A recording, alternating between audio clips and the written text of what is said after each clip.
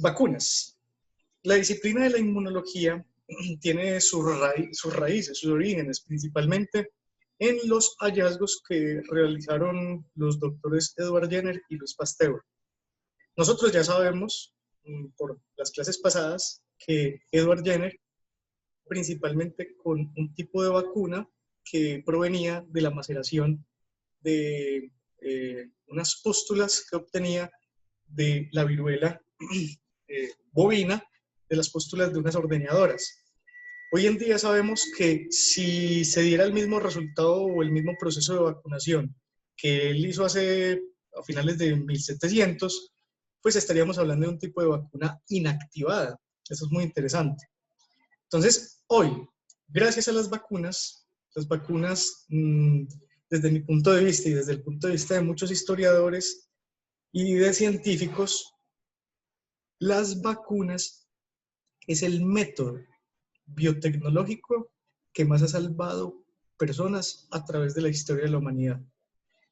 Gracias a las vacunas, hoy podemos hablar que la difteria, el sarampión, las paperas, tosferina, rubeola, poliomielitis y tétanos han disminuido en gran medida, sobre todo en los datos de incidencia. ¿Por qué? Porque se han establecido procesos de vacunación.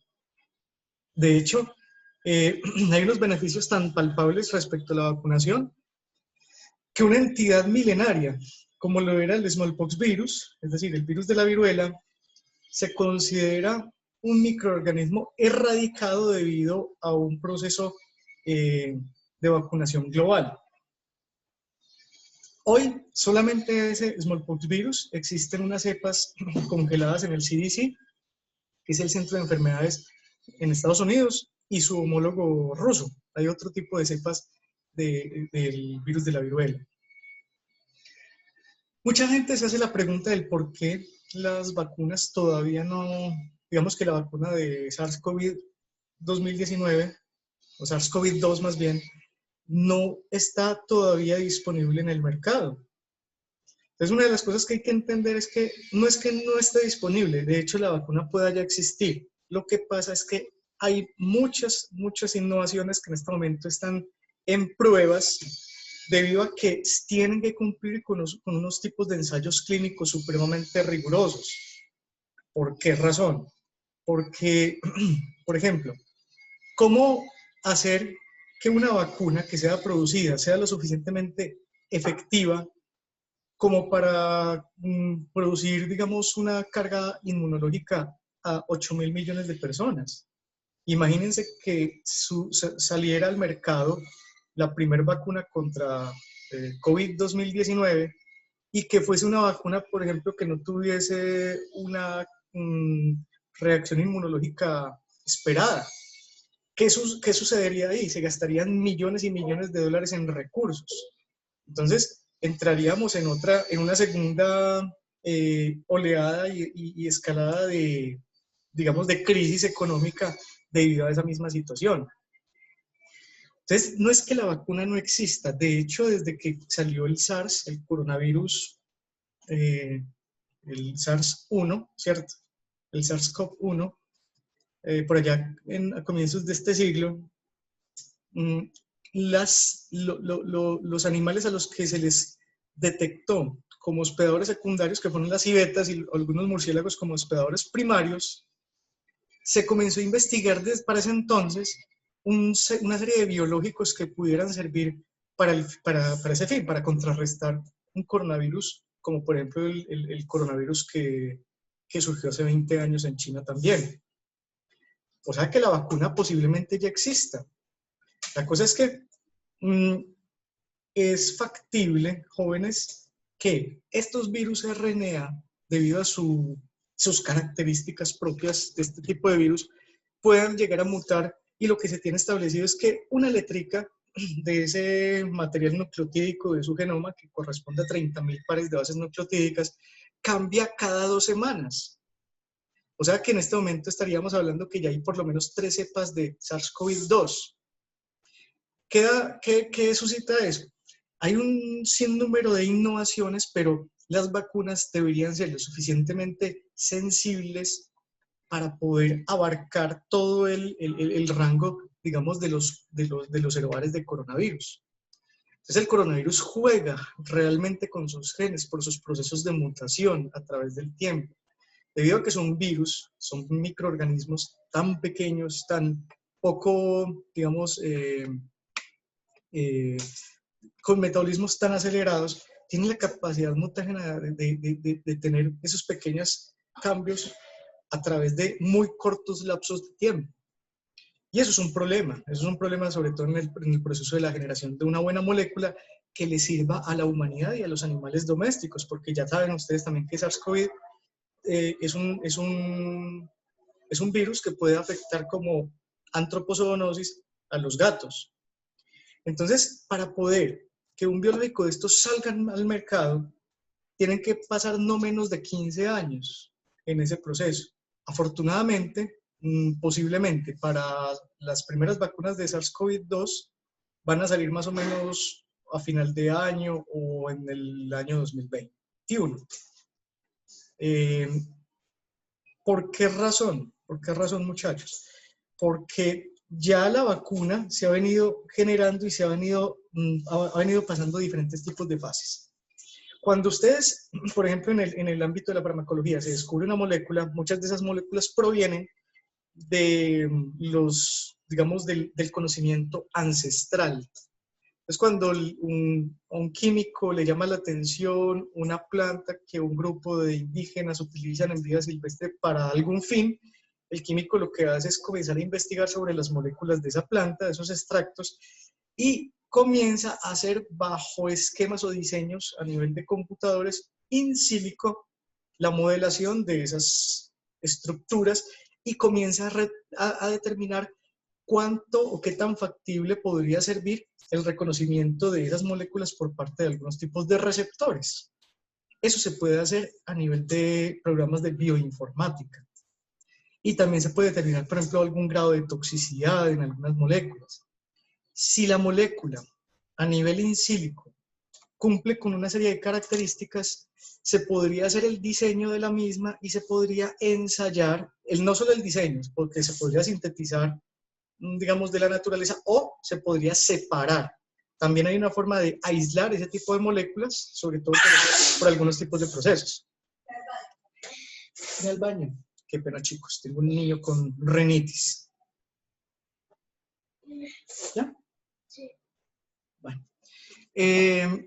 Entonces, después de pasar la fase in silico, esas moléculas tienen que, ya les dije, o sintetizadas o extraídas, aisladas de la naturaleza, se pueden, digamos, probar bajo diferentes tipos de concentraciones, inicialmente en cultivos o en líneas celulares. Entonces, esos cultivos y líneas celulares, lo primero que infieren es, por ejemplo, algunos tipos de patrones de citotoxicidad, de seguridad a nivel de estrés celular. Bueno, si en las líneas celulares tienen algunas condiciones óptimas, se procede a escalar a un biomodelo animal. Pero generalmente, y hoy está muy de moda, antes de utilizar los biomodelos animales macrovertebrados, el uso de los biomodelos alternativos. ¿Cómo qué? Como zebrafish, que es el pez cebra, el Galeria melonella, Tenebrio melitensis, los gusanos, la lombriz californiana. Hay el minto, que se llama el C. elegans, que es el biomodelo exclusivo, o exclusivo no, es uno de los mejores biomodelos para el estudio del sistema nervioso central. Entonces, por ejemplo, zebrafish comparte el 73% de los genes humanos. Entonces es muy interesante trabajar con zebrafish porque no solamente se trabaja muy bien ese tipo de procesos de expresión génica, sino también zebrafish sirve para los estudios de teratogenicidad.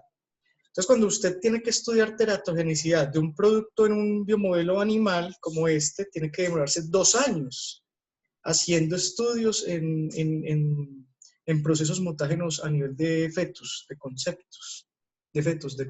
Bueno, entonces, en un zebrafish usted puede determinar la teratogenicidad en una larva que está envuelta en un huevo transparente. y en 2 semanas usted puede denotar algún tipo de cambio anatómico, fisiológico, cualquier tipo de cambio. Entonces, para evitar el uso de un mayor número de animales macrovertebrados, sobre todo con fines investigativos, porque lastimosamente en ese tipo de procedimientos sufren y sufren mucho, pues los biomodelos alternativos han permitido, digamos, disminuir y replantear e incluso reemplazar algunos estudios que se pueden hacer directamente sobre ellos. Sin embargo, cuando hablamos de vacunas o de biológicos, incluso tendríamos que irnos hasta el biomodelo primate.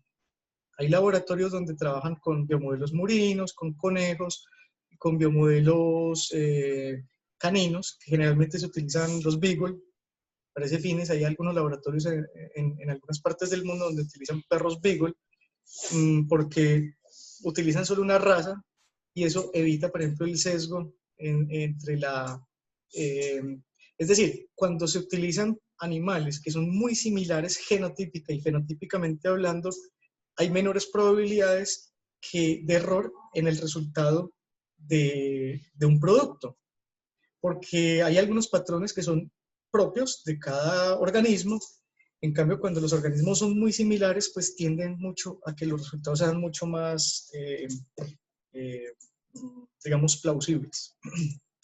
Entonces, en el biomodelo primate se están investigando en algunos laboratorios en el mundo. Por ejemplo, hay un estudio, si no estoy mal es en Estados Unidos o en Inglaterra, y no me acuerdo, pero donde se están utilizando 20 micos en uno de los estudios con vacunas.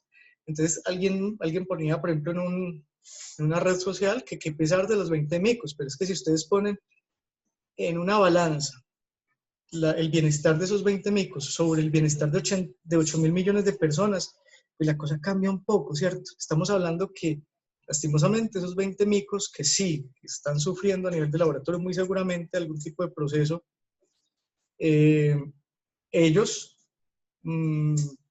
pueden hacer que la humanidad misma, digamos, salga avante de toda esta situación.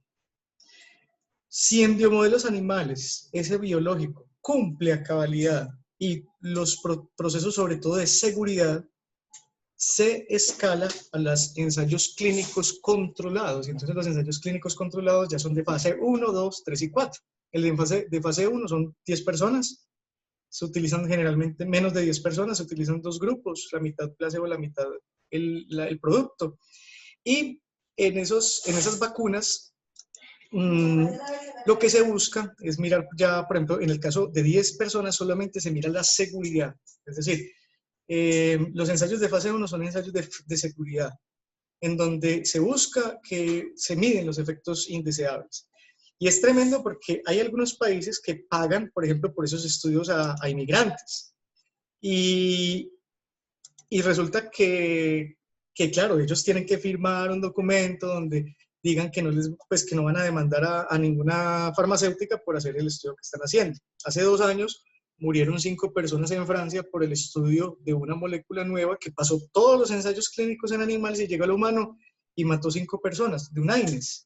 Un AINES es un antiinflamatorio, un esteroide primo hermano del Dolex, del ibuprofeno y de ese tipo de fármacos. Bueno, sí, en ese ensayo de fase 1, que es donde van muchas innovaciones en este momento de las vacunas de SARS-CoV, ahí van muchas en este momento, sigue una segunda fase que es la fase 2, y en la fase 2 se utilizan ya cientos de personas. Esas son las fases que van más adelante en este momento. Ahí les estoy diciendo que han pasado perfectamente 15 años de trabajo. O sea que por eso es que nosotros vamos a tener una vacuna en un año. Eso no es nada, muchachos, porque ya han pasado 15 años de estudio con antelación. ¿Por qué no se llegó a la última fase? Quizá por presupuestos. Ustedes saben que lastimosamente en los países dicen, no, es que ya el SARS no es un problema. O sea, fue un problema hace 20 años. Entonces no se le suministra plata para seguir formulando una innovación de este tipo. O simplemente una farmacéutica dice, no, ya no me interesa porque hace 20 años dio el último coronavirus. Pero nadie establecía, ni siquiera los mejores epidemiólogos, que este año fuese a surgir precisamente una gran pandemia. Solamente un grupo de chinos por allá en 2007 lo habían estipulado. Bueno, Ah, bueno, y Bill Gates también, increíble. Ah, bueno, y finalmente entonces los de fase 3 y 4 ya es cuando el fármaco es liberado, por ejemplo, de fase 3 a los hospitales. En los hospitales se comienza a mirar eficacia y eficiencia, y de fase 4 ya es cuando el fármaco está incluso en las droguerías, cuando todo el mundo lo está utilizando y revisan los efectos indeseables.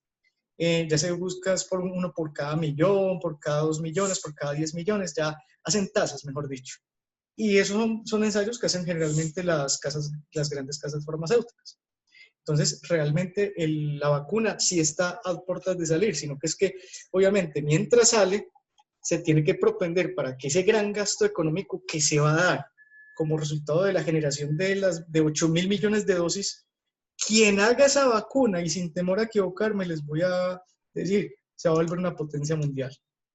Quien sea el país que sea capaz de sacar por la primera vacuna y que demuestre que es lo suficientemente buena, se va a volver una potencia mundial económica, muchachos.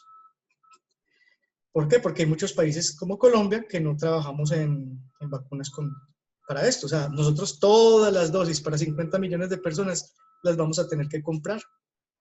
Esa es la cosa. Entonces, para poder entender qué hacen las vacunas, tenemos que entender la diferencia entre inmunidad pasiva e inmunidad activa.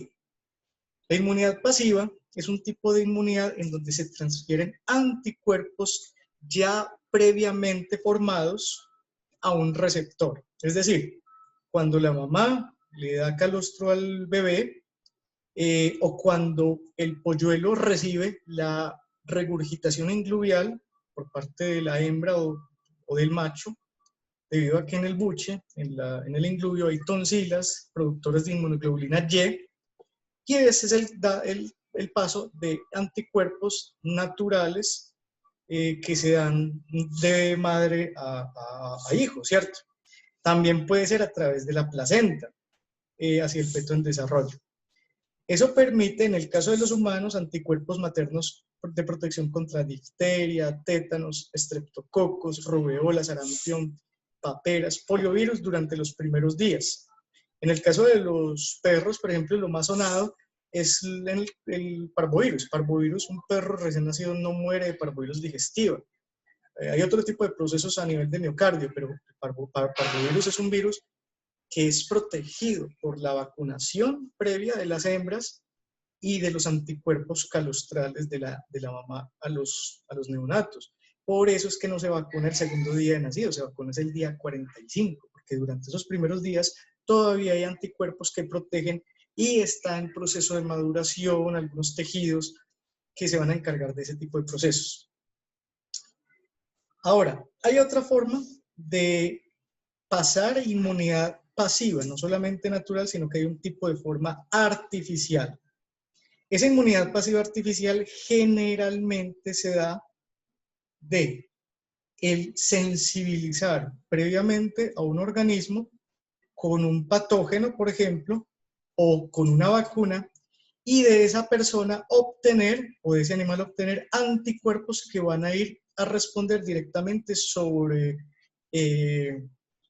algo en cuestión, sobre, por ejemplo, una entidad en particular.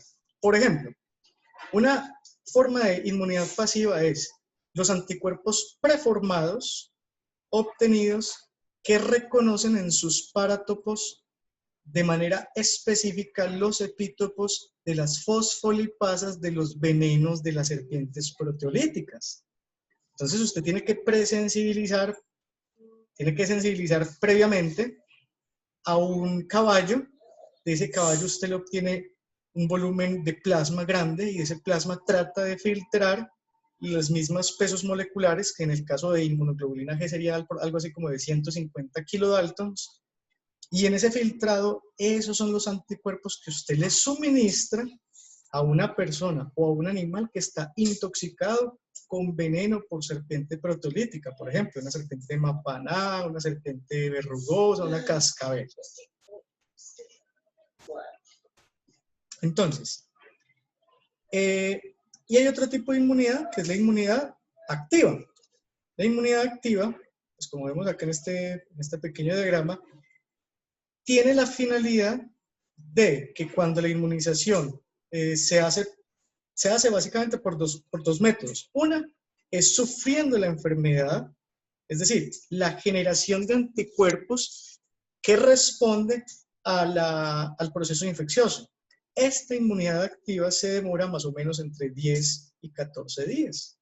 Ojalá todos nosotros tuviéramos, por ejemplo, un sistema inmunológico lo suficientemente adaptado para responder de esta forma a todo el embate de los microorganismos, pero lastimosamente el 90% de la población humana sí puede responder a COVID-2, digamos de una forma adecuada, pero hay un 10, un 15% de la población humana que responde muy mal.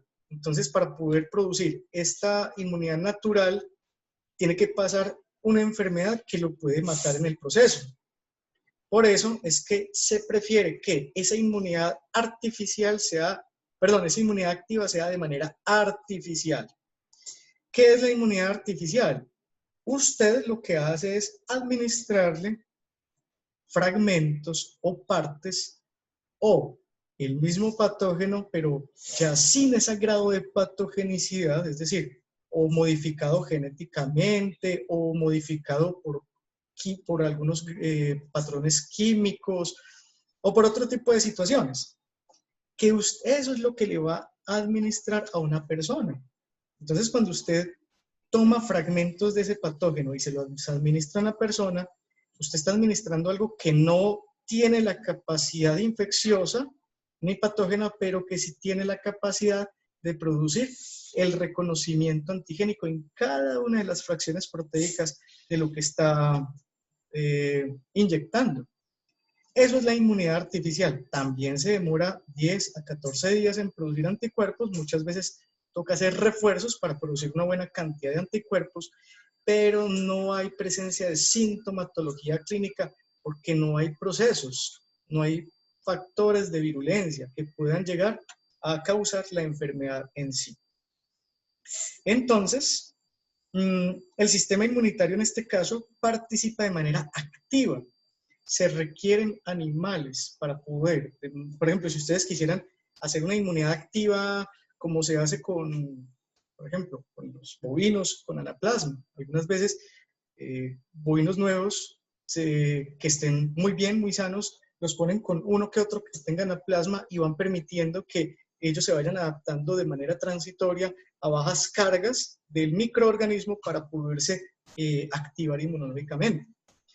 En el caso de nosotros, por ejemplo, ya en el caso de los humanos, pues, y también de la veterinaria, se busca de la mejor manera es que la inmunidad sea siempre suministrado y no por el sufrimiento de la enfermedad, por una vacuna y no por el sufrimiento de la enfermedad.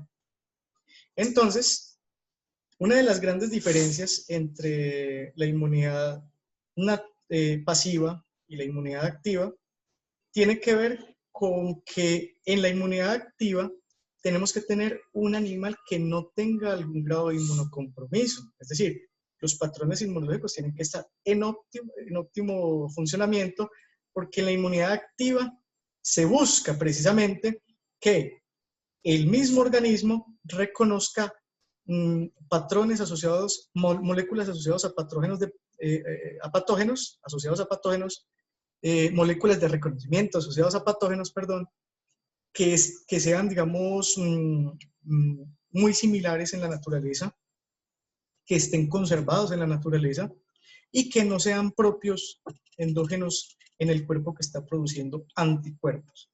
Mientras que la inmunidad pasiva, generalmente usted lo que necesita es un accionar inmediato, es decir, usted tiene un animal intoxicado con fosfolipasas, usted tiene que agregarle anticuerpos directamente a ese organismo que está intoxicado para que esos anticuerpos de manera inmediata respondan sobre los epítopos de esos antígenos. ¿Cuál es el problema de estos, digamos, de estas moléculas que pueden propender a tener inmunidad pasiva artificial? Que puede desencadenar reacciones anafilácticas, ¿cierto? Ese es el problema. Entonces, aquí vamos a ver en este pequeño video el mecanismo básico de cómo es la síntesis de inmunoglobulinas o cómo es más bien el accionar de una vacuna en el sistema inmunológico. Entonces, ¿cómo responde el sistema inmunológico y cómo trabajan las vacunas, cierto? Básicamente eso. Ustedes primero tienen que hacer el aislamiento del patógeno. El patógeno se aísla y en algunos casos se puede fragmentar, se puede inactivar, se pueden simplemente coger fracciones que sean fuertemente antigénicas y en este caso este patógeno puede ser un virus. ¿Por qué? Porque estos son representaciones de proteínas víricas. Esta HA, recuerden que es de hemaglutinina y este NA es de neuraminidasas. O sea que lo más probable es que este virus sea un virus de la influenza, un influenza virus. Bueno, acuérdense que los influenza virus causan gripa, ¿cierto? Bueno, entonces esas fracciones, por ejemplo, de las membranas, lo que hacen es recircular, pero recuerden que esas fracciones en sí no son patógenas, pero sí tienen una amplia capacidad de ser reconocidas por parte de algunos tipos de células fagocíticas. ¿Por qué? Porque son regiones que no son típicas en células eucariotas y no solamente existen en virus. En este caso, las hemaglutininas son estructuras conservadas para los virus, no son estructuras propias de células eucariotas, entonces son reconocidas siempre como patrones extraños. Complejo mayor de histocompatibilidad de tipo 2 le presenta la información al linfocito T. Recuerden ese paso, ese era el último paso que habíamos visto, el complejo mayor de histocompatibilidad.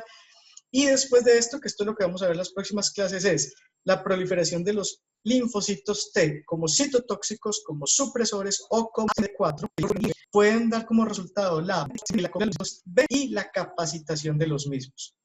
La información de parte del linfocito T, cooperador o ayudador, es capaz de información de los linfocitos para capacitar exponencial con el fin de producir luego cuando vuelva a entrar en contacto, por ejemplo, la gente. Si nosotros, por ejemplo, eso es un influenza virus, pero pensemos que es un coronavirus porque el coronavirus está de moda, muchachos. Entonces el corona llega a los neumocitos y se acopla a los receptores de la enzima convertidora de angiotensina 2. Pensemos que estos son los receptores de angiotensina 2, pero miren que cuando un virus ya ahí existe una vacuna, es decir, ya hay anticuerpos contra la vacuna, evita el acople de estas proteínas hemaglutininas a los receptores de hemaglutininas, en este caso de los influenza virus. Pasaría lo mismo en el caso de los coronavirus. Pasaría lo mismo con los coronavirus, pero no, ya no sería la hemaglutinina como proteína, sino que sería, recuerden, la proteína S o proteína Spike. Listo. Ahí está pues la historia de cómo funcionan las vacunas. Qué bonita esta historia. Me salía de la presentación. Vemos acá. Listo. Entonces, miren todas las propuestas y los diseños de vacunas que hay. Muchas de estas ya existen en el mercado. Muchas de estas ya están en el mercado. Y tienen que ver con la generación de diferentes tipos de innovaciones o de procesos innovadores. Muchas de las vacunas que se utilizan son de virus atenuados y algunas están virus, por ejemplo, desactivados, ¿cierto? O muertos. ¿Cuál es la diferencia entre estos dos? Estos son digamos, las vacunas más comunes que existen digamos, en las clínicas o las vacunas que más se venden.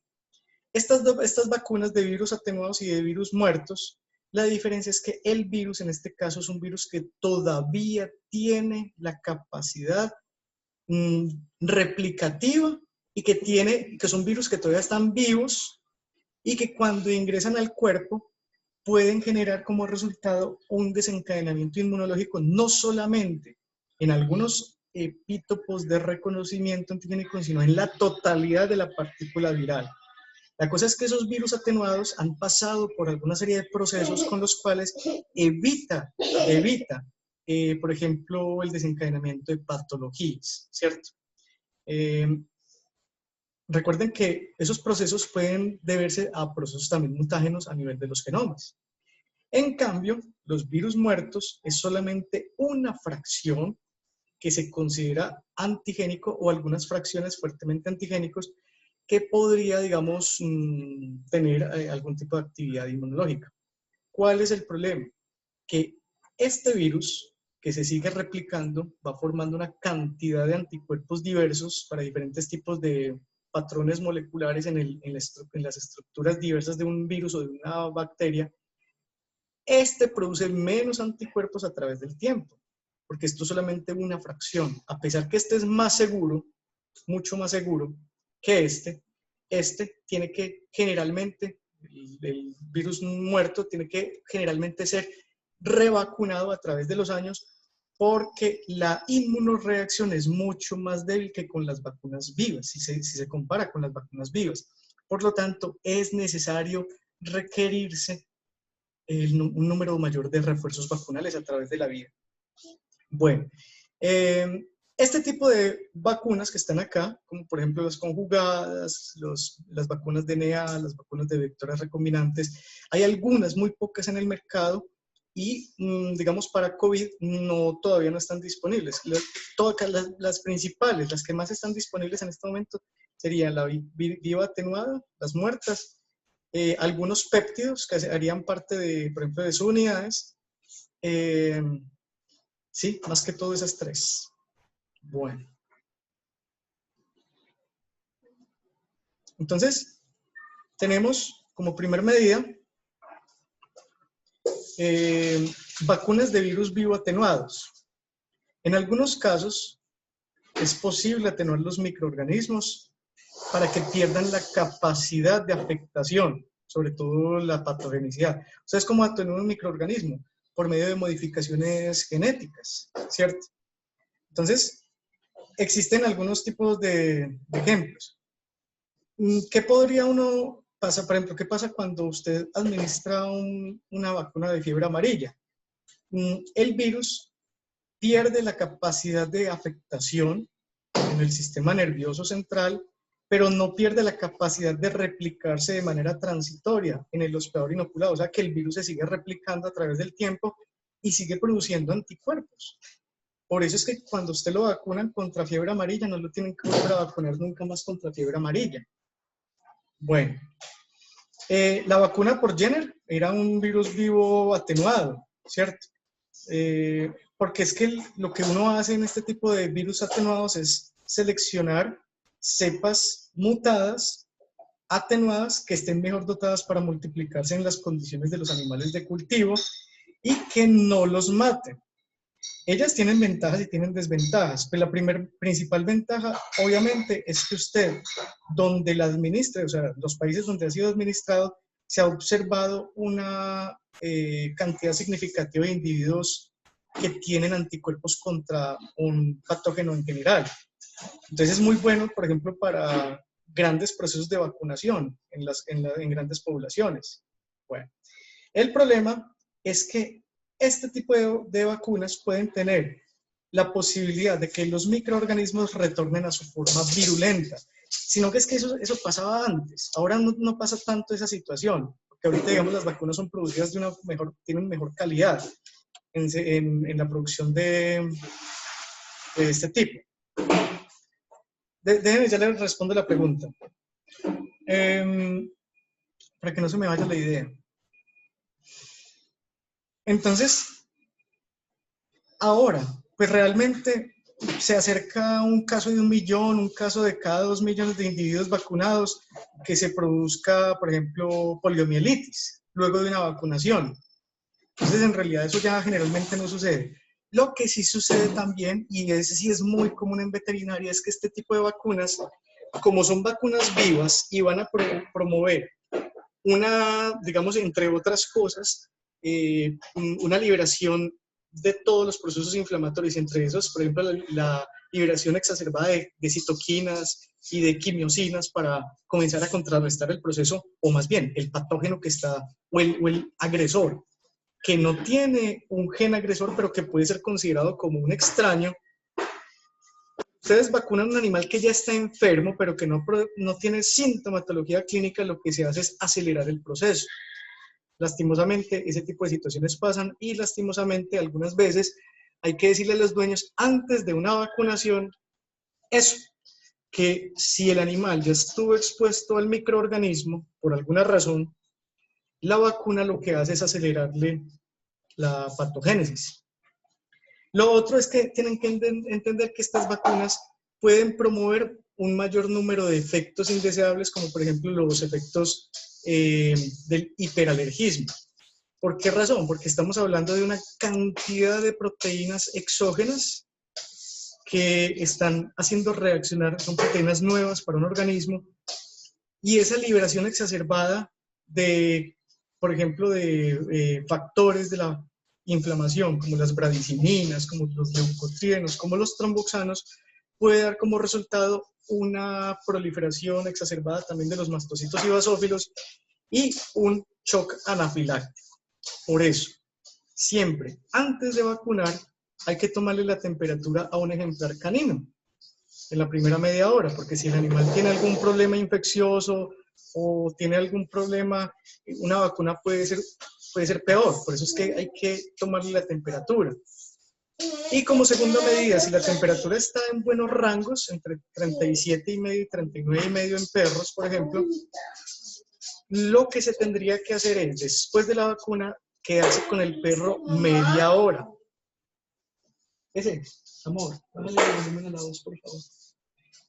Ustedes se tendrían que quedar con el perro durante media hora porque las reacciones anafilácticas se dan más o menos en ese lapso de tiempo. Y siempre hay que tener difenhidramina a mano después de una vacunación. El que no tenga difenhidramina a mano después de una vacunación, eso es un pecado, muchachos. Hay que tener difenhidramina a mano porque es muy factible, en algunos casos les va a pasar. A mí me ha pasado, no es común, pero pasa algunas veces, muy infrecuentemente, las reacciones anafilácticas. Entonces, tengan mucho cuidado con eso. Respondo la pregunta, ¿por qué si se supone que los que ya fueron infectados por el coronavirus tienen anticuerpos porque vuelven a enfermarse? ¿Ya había un caso? Sí, es verdad. Resulta que el coronavirus, como tiene una capacidad mutágena tan alta, ellos están siendo considerados que pueden mutar más o menos un nucleótido cada 2 semanas. Es que imagínense, uno mutar un nucleótido cada 2 semanas. Es una cosa increíble. Entonces, cada 2 semanas tenemos un serobar nuevo de coronavirus, o sea, algo así, es lo que más o menos está infiriendo. ¿Qué pasa? Que si usted genera anticuerpos para un coronavirus, no significa que vaya a generar anticuerpos para otro siguiente coronavirus. Me explico. Usted tiene gripa y es un influenza virus. Esa misma influenza virus le puede dar a usted dentro de un año, a pesar que ya haya sufrido la gripa. ¿Por qué? Porque hay unos cambios genéticos pequeños, en el caso de los virus de la influenza, por ejemplo, que se llama el drift antigénico, y ese drift antigénico es un cambio pequeño conformacional en la estructura de un nucleótido. Si cambia un nucleótido, ¿qué pasa? Que cuando se hace el proceso de traducción y transcripción, traducción y transcripción, ese solo nucleótido cambia una tripleta. Esa tripleta cambia un aminoácido. Ese solo aminoácido puede cambiar perfectamente la estructura de una proteína. Y solamente el cambio conformacional de la estructura de una proteína da para que el sistema inmunológico no reconozca al nuevo patógeno como extraño. Entonces el problema es el virus. El virus es tremendo porque es un virus RNA, porque ya ha sido considerado que esos 30,000 pares de bases nucleotídicas hay cambios pequeños conformacionales cada 2 semanas. Es complicado el asunto. ¿Cómo va el de la vacuna? Listo, ya lo va a responder Michelle Caraballo. De eso se trata la clase. Y de eso se trata su parcial también. Entonces, tenemos las vacunas de virus muerto. Las vacunas de virus muerto son vacunas que han sido desactivadas su agente patógeno mediante calor o sustancias químicas principalmente. De modo que no solo no sea capaz de replicarse dentro del hospedador, pero que sí tenga algunas estructuras que sean reconocidas antigénicamente hablando. El problema es que es difícil algunas veces conservar los epítopos de manera o después del proceso de desactivación. Por eso el calor hoy en día ya casi no se utiliza para desactivar este tipo de virus.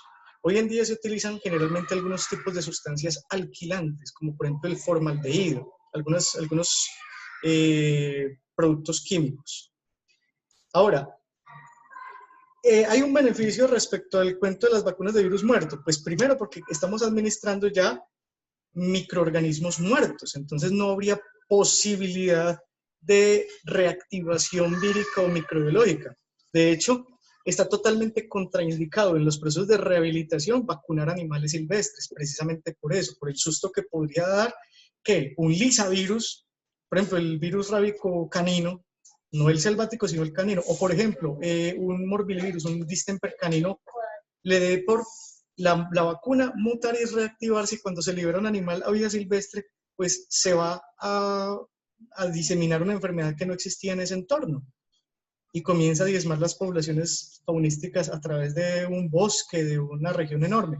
Entonces, el cuento de las vacunas de virus vivos, por ejemplo, solamente debería ser enfocado a animales domésticos y humanos. Y en cambio, en el cuento de las vacunas de virus muerto, en algunos casos se han procedido con vacunas en fauna silvestre, pero generalmente la fauna silvestre no se debe vacunar. Y si se llegara a vacunar, tendría que ser con virus muertos, precisamente por el riesgo potencial que hay de la diseminación por el proceso de reactivación, que no es común, pero es una lotería, muchachos.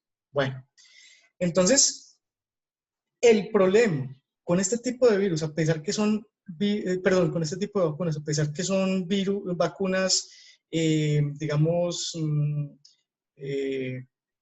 útiles, se requieren grandes cantidades de agentes infecciosos para la manufactura de estas vacunas. O sea, es necesario mucho agente infeccioso antes de su desactivación. Y eso es un gran problema. Entonces, la gente que está a nivel de esas empresas o de laboratorios están expuestas a los patógenos.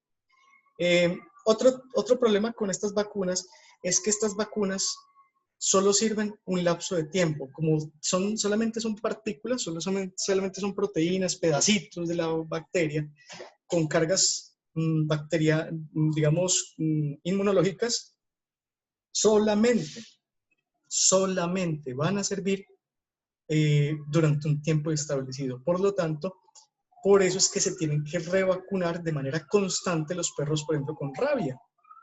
Que la vacuna contra rabia es una vacuna que tiene que ser casi que impuesta todos los años porque el patrón inmunológico a través del tiempo se va perdiendo. La carga de IgG a través del tiempo se va perdiendo debido a la incapacidad de seguir produciendo anticuerpos. Ese es el problema. Bueno, tenemos las vacunas subunitarias. Debido a que, miren todos los problemas que tiene la vacuna de virus vivo, la vacuna de virus muerto, se han diseñado otro tipo de estrategias metodológicas en el ámbito de la biotecnología que permite mejorar la capacidad inmunológica y no solo eso, la disminución de los efectos indeseables. Entonces, hasta el día de hoy se han podido utilizar vacunas constituidas por macromoléculas purificadas específicas que se derivan de agentes patógenos. Y hoy en día, en la actualidad, se utilizan tres formas: las exotoxinas o toxoides desactivados, los polisacáridos capsulares y algunos antígenos proteicos recombinantes.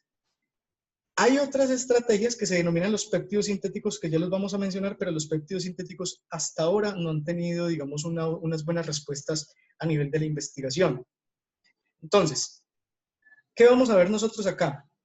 Algunos toxoides, por ejemplo, como el toxoide que se utiliza, por ejemplo, en los tétanos. Recuerden que el tétano en sí, o el Clostridium tetani, la bacteria no causa una afectación. De pronto a nivel tópico sí, donde llegue la lesión o donde llegue la bacteria. Pero en realidad los tétanos, o sea, la enfermedad tetánica, esa contracción muscular sostenida que se da por la siguiente razón: la tetanospasmina, que llega por vías nerviosas aferentes hasta las ramas de la motoneurona superior, se localiza en la sinapsis neuronal. En la motoneurona superior, en la sinapsis, en el botón presináptico, perdón, existen unas vesículas donde hay un accionar de algunas proteínas y esas vesículas tienen que llegar hasta el botón sináptico. Esas vesículas, algunas de ellas tienen neurotransmisores inhibitorios, como por ejemplo el GABA o como por ejemplo la glicina. El GABA es un neurotransmisor muy interesante porque es el neurotransmisor que uno utiliza para, por ejemplo, o es el mecanismo de acción.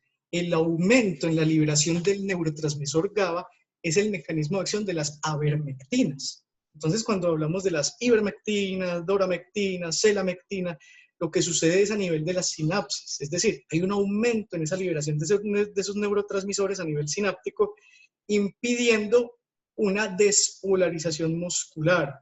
En el caso de los artrópodos, como ellos carecen de una barrera hematoencefálica, esas avermectinas llegan directamente a la rama ganglionar de los artrópodos y da como resultado una parálisis de tipo flácido. Bueno, en tétanos lo que sucede es que esa glicina y el GABA no se liberan en esa membrana, precisamente porque la toxina evita el proceso de la liberación a ese nivel. Entonces, en la membrana sináptica lo único que va a quedar es acetilcolina. Y eso va a producir una contracción muscular sostenida que va a dar como resultado la muerte del animal. Entonces, como no estamos hablando de una bacteria, sino de un metabolito secundario, es decir, de una toxina, lo que se busca es la producción de anticuerpos que respondan directamente sobre la toxina, es decir, sobre un polisacárido, sobre una molécula de polisacárido. Entonces, la vacunación con un toxoide induce anticuerpos antitoxinas que son capaces de fijarse a la toxina y neutralizar sus efectos.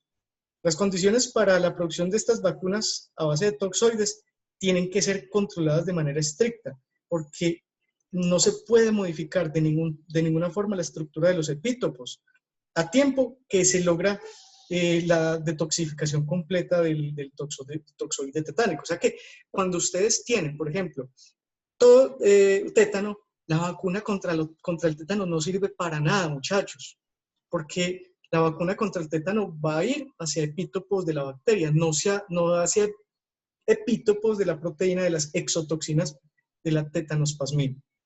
¿Sí me entienden? Bueno, entonces, cuando vemos, por ejemplo, bueno, entonces miremos este acá, polisacáridos capsulares. Recuerden que en los polisacáridos están casi que la totalidad de los antígenos externos de un microorganismo. Entonces hay casos, por ejemplo, en el caso de los estreptococos, que producen neumonía neumocóxica, que está formado por más o menos 23 polisacáridos. Ya existe una vacuna en donde usted, por medio de un enlace covalente, puede unir un polisacárido, una molécula de un polisacárido con un conjugado, con una estructura a la cual puede unirle, como por ejemplo una proteína que va a llevar directamente o funcionar como un antígeno. Entonces, el polisacárido puede no funcionar como antígeno, pero esta estructura sí. Sin embargo, el cuerpo, en su maquinar o en su proceso de fagocitosis y de reconocimiento antigénico, va a reconocer todas estas estructuras y va a crear anticuerpos contra todas las estructuras que hacen parte de esa vacuna conjugada. Bueno, hay otro tipo de proteínas, como por ejemplo estos péptidos sintéticos. Tienen un gran problema los péptidos sintéticos. Los péptidos sintéticos, por ejemplo, hay una serie de ventajas pues, que infieren claramente. Un péptido sintético es una estructura que puede usted sintetizar artificialmente. O sea, usted puede conseguir una casa comercial que le venda un péptido de 20 o 30 aminoácidos, claro que sí. Lo otro bueno es que usted puede administrarlo y se supone, teóricamente, que esos péptidos deberían ir rápidamente e incluso sin necesidad de pasar por otro tipo de macromoléculas como por ejemplo el proteasoma, llegarían directamente al complejo mayor de histocompatibilidad. Podrían ser rápidamente presentados por los simples. Esos péptidos es lo que ha venido trabajando Patarroyo en su vacuna contra la malaria y lo que ha venido trabajando una serie de grupos en Brasil respecto a una vacuna para el control de las garrapatas. Se supone que en las vacas que sean vacunadas pueden tener en su sangre unos, digamos, péptidos que va a hacer que en los artrópodos que consuman la sangre de la vaca ya sensibilizada, puede haber un desencadenamiento antígeno-anticuerpo en el tracto digestivo de los artrópodos y los artrópodos literalmente morir. En la teoría eso es muy bonito, muchachos. En la teoría esas características son supremamente promisorias. El problema es que esas vacunas no han progresado como se proyectó desde un principio.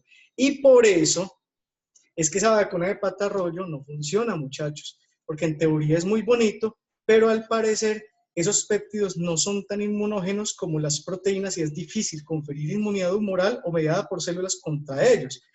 Es decir, los genes que producen una alteración, por ejemplo, una enfermedad autoinmune, no tiene que ser solamente una fracción de un gen, pueden ser un cúmulo de genes.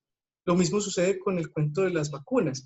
Muchas veces la carga antigénica no solamente está representada por los principales epítopos de membranas o de cápsulas o de proteínas de envoltura. No, pueden estar considerados múltiples, diversos anticuerpos que se van a producir como reconocimiento de diversos antígenos de diversas estructuras de membrana. Por eso es que el cuento de los polisacáridos conjugados es supremamente promisorio, porque es que aquí tenemos una cantidad de epítopos diferentes. En cambio, en un péptido solamente tenemos uno. Ese es el problema. Entonces, al parecer, no son inmunógenos. Algo falta para poder promover, o definitivamente los péptidos no sirven para esto porque no son lo suficientemente inmunógenos. Entonces ya, paren de contar, apague y vámonos, y se perdieron millones de dólares en investigación durante 4 décadas. Bueno, tenemos las vacunas conjugadas. Una de las limitaciones, por ejemplo, de las vacunas de polisacáridos es la incapacidad de activar las células TH, las células T. Entonces, algunas veces, para hacer participar a las células T en la reacción a un antígeno de polisacáridos, es bueno adjuntarle un conjugado que funcione como una proteína, digamos, transportadora, como un carrier, pero que también tenga una característica antigénica muy fuerte, es decir, que sea fácilmente reconocido por parte del sistema inmunológico. Entonces, cuando usted utiliza una estructura polisacárida como un lipopolisacárido de un gram negativo y lo une de manera con un enlace que no sea fácilmente separable, ¿cierto? Entonces, en ese caso, usted tendría una vacuna de tipo conjugada. Un ejemplo es, por ejemplo, lo que se utiliza en hemófilos influenza de tipo B, que causa meningitis bacteriana en niños menores de 5 años. Esa vacuna está constituida por un polisacárido capsular de tipo B enlazado de manera covalente con una proteína portadora, el toxoide tetánico, ¿cierto? Entonces, esto hace que esa vacuna sea mucho más inmunógena que el polisacárido por sí mismo. Esto sí va a activar a los linfocitos T y eso va a permitir entonces la síntesis de otro tipo de anticuerpos. Estas vacunas son métodos innovadores, muy interesantes, digamos que deberían ser promisorios a través del tiempo, pero en este momento siguen siendo promisorios. Hay algunas moléculas que ya son, digamos, realidad, pero no vacunas que yo conozca. Por ejemplo, a ver, muchachos, miren esto acá. Hay una serie de estrategias metodológicas en la biotecnología que permite la encapsulación de algún componente, evitando que el componente que uno quiera llevar vaya directamente a la célula en cuestión, sin, por ejemplo, evitando efectos indeseables, evitando el contacto con células que no necesita para su proceder, o simplemente darle protección a una molécula que se puede dañar con el entorno, o simplemente dirigirlo para evitar otro tipo de procesos. Me explico. Esto que ustedes ven acá, asumamos que esto puede ser, por ejemplo, péptidos de reconocimiento antigénico, pero resulta que esos péptidos, cuando usted los administra, por ejemplo, por vía oral, una vacuna oral, puede ser, no sé, me la estoy inventando, estos péptidos se van a degradar por la acidez del tracto digestivo. Entonces, usted tiene que encapsular algunas veces estructuras que permita simplemente que sean protegidas por el entorno hostil al que se ve enfrentado. ¿Cómo lo puede encapsular? Entonces, por ejemplo, el caso de las moléculas de doxiciclina, nosotros la encapsulábamos con gelatina de laboratorio, con un biopolímero que está muy ampliamente distribuido en la naturaleza, que se llama carboximetilcelulosa, y con sacarosa. Y obteníamos unas moléculas muy interesantes, entre 200 nanómetros hasta 20, 30 micras de tamaños.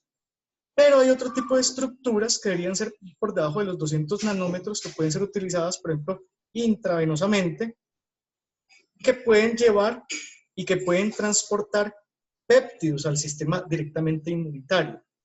Ese tipo de estructuras, usted puede recubrir una molécula, por ejemplo, que tenga actividad antigénica con fosfolípidos de membranas. Eso se denominan los liposomas. Y estos liposomas, usted le puede adicionar incluso, eso es ingeniería genética, muchachos, usted le puede adicionar anticuerpos a estos fosfolípidos.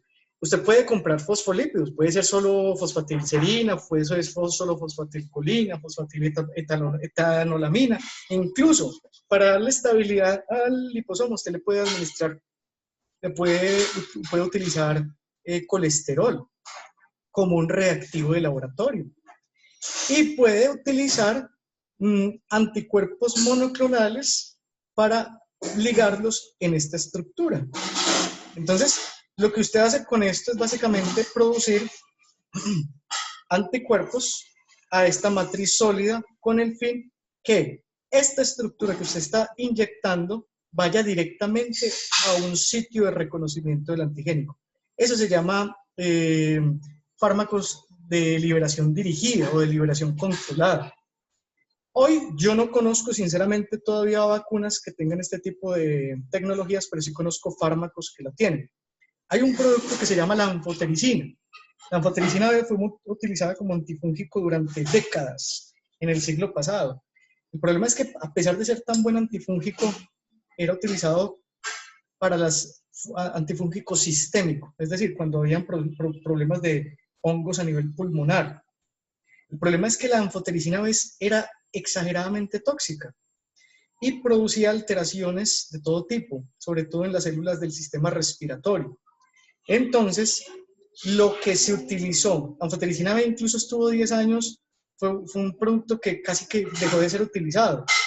Y de un momento a otro, un grupo de investigadores le adjudicaron una membrana externa, un recubrimiento fosfolipídico, y hay un producto en el mercado que se utiliza como atomizador que está formado por liposomas, y en su interior está la molécula de anfotericina B, y se ha demostrado que ese producto llega a los neumocitos y lo que hace es mezclar los fosfolípidos directamente con la membrana de los neumocitos. Entonces la anfotericina B nunca entra en contacto, por ejemplo, con ninguna de las células del sistema respiratorio, y ya es una anfotericina B que vale un curco de plata obviamente, pero no tiene efectos indeseables en el sistema respiratorio.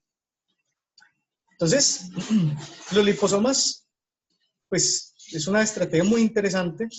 Se elaboran mezclando entonces estas, por ejemplo, proteínas que tengan algún tipo de carga inmunológica con una suspensión de fosfolípidos, formando vesículas. Entonces van formando una serie de capas, vesículas. Ellas tienen esa capacidad. Cuando ustedes ponen grasa sobre agua, se van dando cuenta que forman es como bolitas. Esos son micelas, se llaman así, micelas.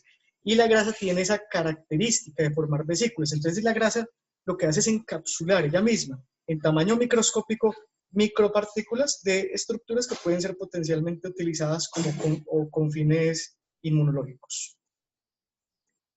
Aquí tenemos lo que tenemos que entender, digamos, para el parcial. Primero, tenemos que entender cómo funciona una vacuna, ¿cierto? Esto hace parte de los 2 artículos que les mandé esta mañana. un diagrama muy sencillo. Esto es lo mismo que vimos en el video. Aquí vemos el coronavirus, cómo ingresa, por ejemplo, el neumocito y cómo puede darse la vacunación con un virus que tenga, por ejemplo, una modificación en su genoma, ¿cierto? Un virus vivo modificado. ¿Cómo podría responder inmunológicamente el cuerpo? Bueno, aquí vemos en esta diapositiva que también hace parte de esos dos artículos. Insisto, es muy interesante porque un artículo es de esta mañana, ¿cierto? Los tipos de vacunas que hay en este momento en el mercado. Tenemos, por ejemplo, virus de vectores virales. Aquí vemos. Recuerden que los vectores virales, para explicarles mejor, les explico acá, un vector viral es, ustedes toman un virus diferente y le adjudican un gen, un virus que sea fácilmente cultivable. Por ejemplo, el virus del sarampión, del adenovirus. El adenovirus es un virus grande que es fácilmente cultivable y usted puede modificar la estructura genética de ese adenovirus con un virus, perdón, con un gen que tenga, por ejemplo, reconocimiento antigénico. Entonces el adenovirus lo que va a hacer es sintetizar proteínas propias del gen del coronavirus y va a producir anticuerpos que cuando usted tenga en presencia un coronavirus, pues va a reaccionar sobre el coronavirus. Básicamente eso es lo que va a suceder. ¿Por qué se sabe con certeza que el virus o el coronavirus no es un producto originado desde un laboratorio de un loco? Porque es que para hacer este tipo de modificaciones genéticas, y yo ya les dije, yo he hecho ingeniería genética con E. coli, con Ehrlichia, para hacer este tipo de procesos de ingeniería genética, ustedes tienen que tener un vector. El vector mío fue E. coli. El vector que se necesitaría para coronavirus tendría que ser un virus como el adenovirus. Y cuando usted hace secuenciación genética por PCR de la material nucleotídico que se encuentra en este espacio, debería salir positivo a corona, pero también deberían salir genes similares a adenovirus. Entonces, los estudios que se han hecho y que se han comparado filogenéticos entre los coronavirus humanos y los coronavirus que hay en la naturaleza de murciélagos y de pangolines son los que tienen mayor identidad. No existen en esos pacientes humanos estructuras que tengan que ver con adenovirus. No hay nada que tenga que ver con material genético de otro tipo de virus que son llamados virus vectores. Como no hay nada de los vectores en ninguna confirmación molecular, entonces no puede ser denominado un virus obtenido desde una... Es que muchachos, para hacer un virus nuevo tenemos que tener un molde. Y algunas veces, para vender el pastel hay que venderlo con el molde incluido. Si usted vende el pastel, se le puede desbaratar. Es eso. Entonces, es la misma cosa, es la misma analogía. Tenemos que tener material nucleotídico de ese vector para entender que pudo haber sido una manipulación genética. Antes de eso, no, muchachos. Bueno, lo otro es que tenemos virus, por ejemplo, los vectores de proteínas como estos adenovirus, ¿cierto? Ya los comenté, pero pueden haber virus vivo modificado, virus muerto, simplemente material nucleotídico, péptidos, es decir, o simplemente candidatos vacunales basados en la administración simple de péptidos, ¿cierto? A eso me refiero. Entonces, los equipos de investigación de todo el mundo se han desarrollado más de 90 vacunas, muchachos. O sea, las vacunas ya existen más de 90 vacunas contra SARS-CoV-2. Lo que pasa es que no han pasado los ensayos clínicos totales para poderla liberar. No se pueden liberar todavía, muchachos, hasta que no definan que es lo suficientemente eficaz y segura para poder ser liberada. Eso es muy importante. Y las vacunas, a pesar que aquí vemos que el mayor número de innovaciones están basadas en las proteínas, las vacunas que están a puertas de salir al mercado son las vacunas inactivadas, en color amarillo. Entonces, ¿por qué? Porque es que estas vacunas son las que han venido siendo trabajadas desde hace casi 15 o 20 años atrás, ¿cierto? De eso se trata, muchachos. Bueno, entonces, esto es más o menos lo que necesito que ustedes me identifiquen en el parcial. ¿Cuál sería el accionar de esas vacunas inactivadas sobre el manejo inmunológico en un organismo, llámese perro humano, cómo sería la producción de anticuerpos y cómo responderían esos anticuerpos ante el embate de un coronavirus. Ese es el parcial. Bueno, pregunta. ¿Por qué las vacunas orales no son tan utilizadas? Eso es una muy buena pregunta. Yo creo que tiene que ver es con la estabilidad. Joan, realmente el pH gástrico de un perro es más ácido que un limón. Entonces una vacuna es un biológico, ahí se desnaturaliza prácticamente todo. Entonces si no tiene un carrier, un protector muy fuerte, la vacuna se desnaturaliza, un anticuerpo no resiste ese medio. Solamente un anticuerpo como inmunoglobulina G acoplada a un receptor, por ejemplo, FC, como por ejemplo en los procesos de transitosis. Pero de resto, ninguna inmunoglobulina soporta ese embate. Ninguna molécula soporta ese embate. Es muy difícil, se desnaturaliza todo. Bueno, muchachos. Sí, lo último que dije, la última diapositiva. Que su parcial, el parcial tiene que ver con las últimas diapositivas, por ejemplo, estas que estoy mostrando acá. Estos dibujitos hacen parte de los 2 artículos que les pasé esta mañana y que están en ese link de Drive. Y tienen que ver con el proceso de vacunas que han sido generadas durante estos últimos 2 o 3 meses para el combate de coronavirus. Ustedes me tienen que mostrar qué hace principalmente la vacuna de virus vivo inactivado, ¿cierto? Y esa vacuna, ¿por qué? Porque son las que van a salir posiblemente, muchachos, es la que posiblemente salga. Y de esa vacuna de virus vivo inactivado me van a decir cuál es todo, qué va a hacer toda esa vacuna dentro de la célula, cómo es el proceso inmunológico para producir anticuerpos sobre el virus. ¿Qué pasa cuando el virus entra? ¿Qué es lo que va a actuar sobre el virus y qué va a hacer que no se produzca la sintomatología clínica indeseada? Bueno. Inmunidad activa, espérate que hay más preguntas. Profe, la inmunidad activa se expresa la respuesta humoral, no tiene nada que ver. La inmunidad activa se expresa la respuesta humoral. Manuela, usted me puede preguntar mejor me puede hacer mejor esa pregunta, no se la entiendo del todo. En la inmunidad activa se expresa la inmunidad humoral. Bueno, la inmunidad activa, a ver, ya estoy tratando de entender la pregunta. Claro, tiene que expresarse la inmunidad humoral, tiene que expresarse, porque es que en la inmunidad activa siempre tiene que haber todos los procesos inmunológicos, tanto celular como humoral, porque es que el fin último de la inmunidad activa es la producción de anticuerpos, ¿cierto? Bueno. Chicos, a ver, yo creo que las personas tienen que comer muy bien, tienen que dormir muy bien, tienen que tener hábitos sanos.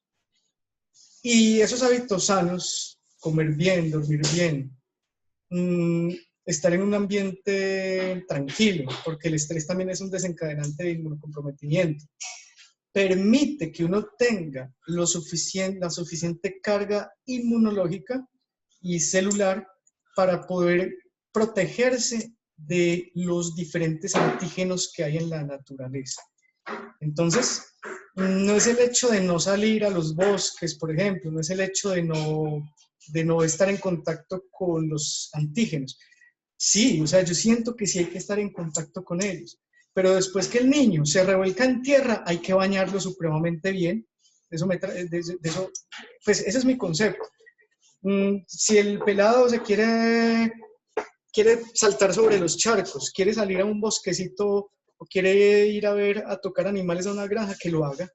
Pero lo que hay que hacer indispensablemente es que siempre, después de todo ese tipo de procesos, evitar, por ejemplo, el número considerable de patógenos que se pueden desencadenar una enfermedad. O sea, no es que no coma E. coli o salmonela, que coma, sí, que coma, pero que no coma mucho, de eso se trata. Porque es que si usted le da, si hay mucho contacto, por ejemplo, con ovejas, y la oveja resulta que le cogieron la cola y la cola está impregnada de materia fecal y había mucha E. coli, el niño va a entrar en diarrea a las 12 horas. A eso me refiero. Entonces, que esté en contacto con los patógenos, pero con bajas cargas. De hecho, el COVID es un ejemplo vivo de eso. Ojalá todos nos enfermáramos, pero de bajitas cargas, que el proceso, que el sistema inmunológico vaya reconociendo de manera paulatina baja carga de virus y que vaya produciendo anticuerpos de manera paulatina. Por eso es importante el tapabocas, porque es que si ustedes no se ponen tapabocas, sobre todo con la gente que está enferma, o sea, ustedes sí pueden infectar, sí se pueden infectar, pero el número de partículas virales tiene que ver mucho con la sintomatología que se tenga con y con la tormenta de citoquinas. Mientras más virus entran de manera intempestiva en un momento dado, es peor el resultado. Por eso es que es bueno, digamos, sería lo ideal, que todos nos enfermáramos o que todos nos vacunáramos, sí, pero que la enfermedad sea una enfermedad tranquila, como un estadio gripal simplemente hablando. Ya voy a colgar la clase, señorita Ramírez. Y bueno, entonces no siendo más, muchísimas gracias por su tiempo. Espero que les haya gustado la clase. La clase me parece que es muy interesante y es una de las clases, digamos, más importantes para ustedes. Bueno, las enfermedades autoinmunes tienen cura. No tienen cura, lastimosamente, Michelle. Y respecto a las enfermedades autoinmunes, todavía hay un desconocimiento absurdo sobre ellas. Pero hay una gran posibilidad, gran parte de ellas tienen que ver con procesos genéticos. Ahora hay procesos epigenéticos, pero las enfermedades autoinmunes no se curan, lastimosamente, Michelle. Se manejan, se pueden silenciar, pero no se curan. El gen se puede silenciar y una persona puede estar todo el resto de vida sin la enfermedad, pero de un momento a otro el gen por alguna razón se activa, se sobreexpresa, vuelve la enfermedad. Por eso mismo, Michelle, hay cosas muy interesantes de cuento de las enfermedades autoinmunes. Por ejemplo, púrpura hemorrágica trombocitopénica da en mujeres de 20 a 35 años principalmente, en el 90% son mujeres. ¿Por qué? No se sabe, Michelle. Hay muchísimas cosas que no se saben sobre este tipo de cosas. Es que al parecer eso tiene que ver con un cúmulo de genes, no es solamente un gen, es un cúmulo de genes. Entonces cuando hablamos de un cúmulo de genes es como explorar en el fondo del océano mismo, ¿cierto? Bueno, chicos, muchísimas gracias por su atención. Espero que les vaya muy bien en el parcial, que hagan unos trabajos muy bonitos y en los demás procesos hagan muy buen trabajo. Traten de estar tranquilos en sus casas, de no desfallecer, de tener paciencia con sus hermanos, con sus padres y sí, seguir metidos en este estudio, por este lado, ser muy autosuficientes, muchachos. Yo sé que las clases de pronto son diferentes cuando hay algún grado de presencialidad, pero traten de ser organizados, por lo menos guarden las clases, ténganlas en carpetas y cuando tengan tiempito libre, véanlas. Estas clases son muy importantes. Bueno, Valentina, ahorita le escribo entonces, o escríbame por el interno, yo se los mando por WhatsApp. Bueno, Sara, a usted, que estén muy bien todos, feliz fin de semana.